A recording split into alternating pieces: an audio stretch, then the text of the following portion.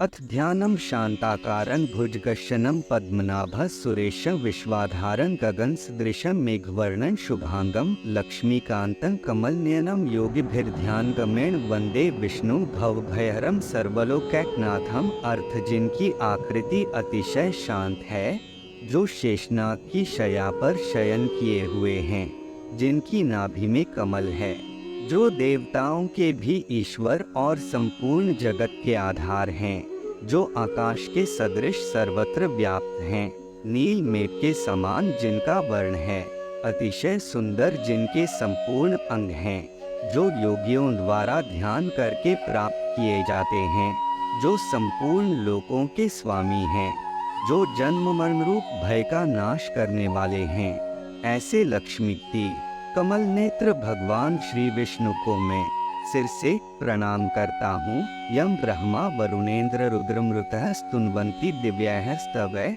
वेदैः सांगपदक्रमोपनिषदैर्यन्ति यं सांगाः ध्यानावस्थिततद्गतेन मनसा पश्यन्ति यं योगिनो यस्यान्तं न विदुः सुरासुरगणा देवाय तस्मै नमः। अर्थ ब्रह्मा, वरुण, इंद्र, रुद्र और मरुदगण दिव्य स्तोत्रों द्वारा जिनकी स्तुति करते हैं, सामवेद के गाने वाले अंग, पद, क्रम और उपनिषदों के सहित वेदों द्वारा जिनका गान करते हैं, योगी जन ध्यान में स्थित तद्गत हुए मन से जिनका दर्शन करते हैं, देवता और असुरगण कोई भी जिनके अंत को नहीं जानते, उन परम पुरुष नारायण देव के लिए मेरा नमस्कार है।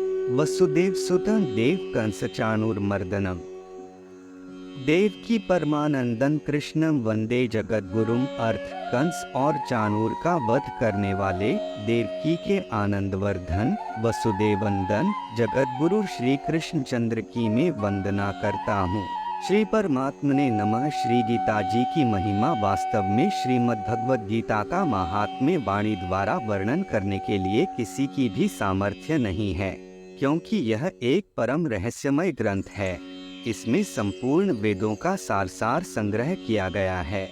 इसकी संस्कृत इतनी सुंदर और सरल है कि थोड़ा अभ्यास करने से मनुष्य उसको सहज ही समझ सकता है, परंतु इसका आशय इतना गंभीर है कि आजीवन निरंतर अभ्यास करते रहने पर भी उसका अंत नहीं आता। प्रतिदिन नए नए भाव उत्पन्न होते रहते हैं। इससे यह सदैव नवीन बना रहता है एवं एकाग्रचित्त होकर श्रद्धा भक्ति सहित विचार करने से इसके पद पद में परम रहस्य भरा हुआ प्रत्यक्ष प्रतीत होता है।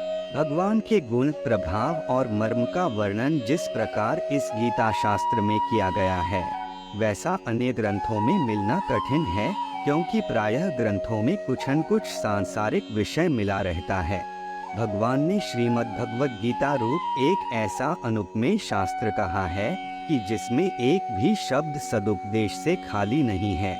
श्री वेद व्यास जी ने महाभारत में गीता जी का वर्णन करने के उपरांत कहा है, गीता सुगीता कर्तव्या किमन्यः शास्त्र विस्तरः है। यह स्वयं पद्मनाभस्य मुख पद्माद् विन्यसृता गीता सुगीता करने योग्य है, अर्थात श्री गीता जी को भली प्रकार पढ़कर अर्थ और भाव सहित अंतःकरण में धारण कर लेना मुख्य कर्तव्य है, जो कि स्वयं पद्मनाभ भगवान श्री विष्णु के मुखारविंद से निकली हुई है। फिर अन्य शास्त्रों के विस्तार से क्या प्रयोजन है? स्वयं श्री भगवान ने भी इसके महात्म्य का वर्णन किया है।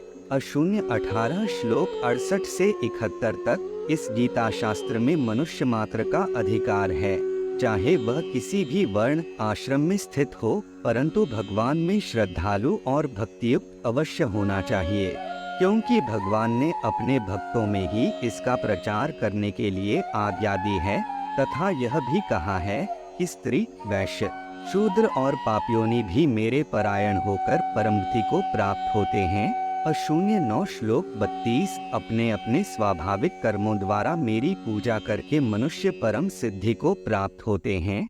अशून्य 18 श्लोक 46 इन सब पर विचार करने से यही ज्ञात होता है कि परमात्मा की प्राप्ति में सभी का अधिकार है, परंतु उक्त विषय के मर्म को न समझने के कारण बहुत से मनुष्य, जिन्होंने श्री गीता जी का केवल नाम मात्र ही सुना है, कह दिया करते हैं कि गीता तो केवल सन्यासियों के लिए ही है।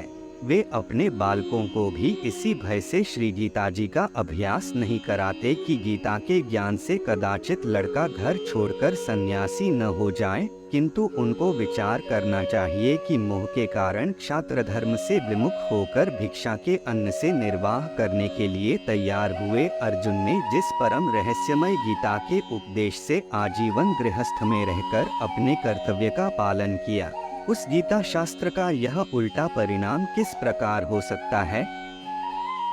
अतएव कल्याण की इच्छा वाले मनुष्यों को उचित है कि मोह का त्याग कर अतिशय श्रद्धा भक्ति पूर्वक अपने बालकों को अर्थ और भाव के सहित श्री गीता जी का अध्ययन कराएं एवं स्वयं भी इसका पठन और मनन करते हुए भगवान के आज्ञानुसार साधन करने में तत्पर हो जाएं, क्योंकि अति दुर्लभ मनुष्य शरीर को प्राप्त होकर अपने अमूल्य समय का एक क्षण भी दुःखमूलक क्षणभंगुर भोगों के भोगने में नष्ट करना उचित नहीं है।